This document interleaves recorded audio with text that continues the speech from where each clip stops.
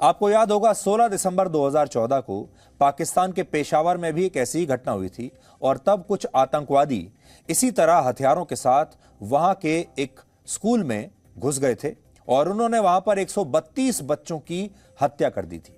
आज अगर हम इस आतंकवादी हमले की तुलना अमेरिका की मौजूदा घटना से करें तो दोनों हमलों में आपको कोई ज्यादा फर्क नजर नहीं आएगा।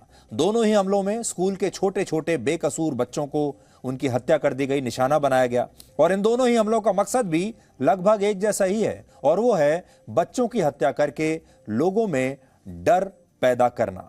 तो अब आप सोचिए, टेक्सास की यह घटना पेशावर की उस घटना से अलग कैसे है?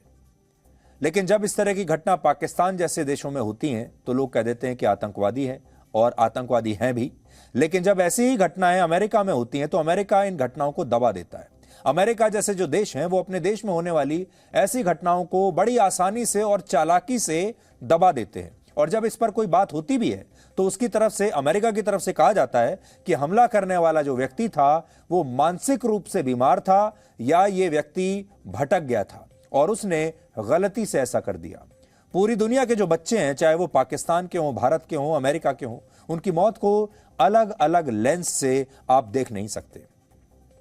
इन सभी घटनाओं में बच्चे मारे जाते हैं, बंदूक से मारे जाते हैं।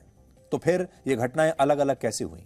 अगर पेशावर में मारे गए बच्चे आतंकवादी हमले का शिकार हुए तो अमेरिका में हुई यह घटना भी किसी आतंकवाद से कम नहीं है, क्योंकि इसमें भी 11 साल से कम उम्र के 19 बेकसूर बच्चे मारे गए हैं।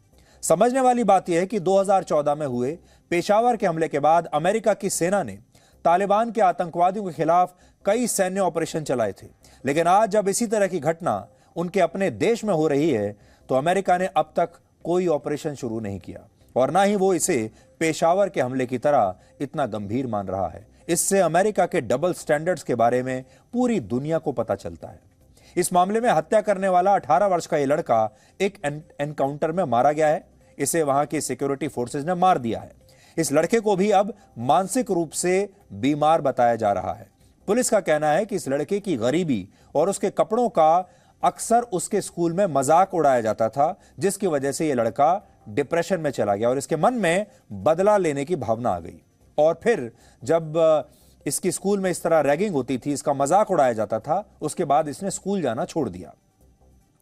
यानी अमेरिका इस घटना को बाकी पुरानी घटनाओं की तरह ही दबाने में जुट गया है और यह कहने में जुट गया है कि मारने वाला जो हत्यारा है यह असल में मानसिक रूप से बीमार कोई व्यक्ति है, यह डिप्रेशन का शिकार है। अमेरिका में पिछले एक दशक में हुई इस तरह की शूटिंग की यह सबसे बड़ी घटना है।